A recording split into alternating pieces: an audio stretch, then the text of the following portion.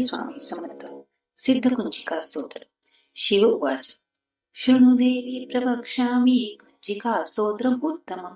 येन मंत्र प्रभावेण चण्डी चाप शुभो भवेत्.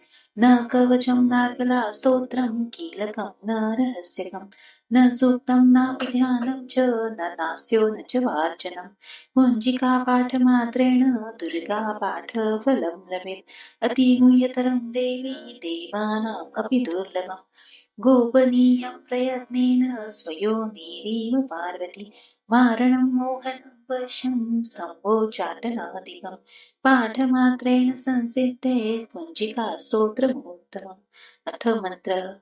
ॐ ऐं ह्रीं क्लीं चामुण्डायै विच्चै. ॐ ग्लौं हूं क्लीं जूं सः ज्वालय ज्वालय ज्वल ज्वल प्रज्वल प्रज्वल. ऐं ह्रीं क्लीं चामुण्डायै विच्चै. ज्वल हं सं लं क्षं फट् स्वाहा इति मन्त्रः.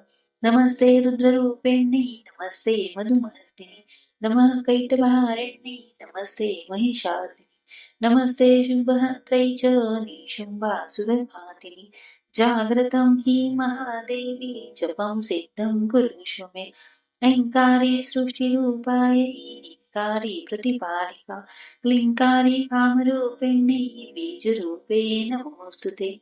चामुण्डा चण्डघाती च ह्रीङ्कारी वरदायिनी विजय चाभयदा नित्यं नमस्ते मन्त्ररूपिणि. धां धीं धूं जटे पत्नी वां वीं वुं वागधीश्वरी.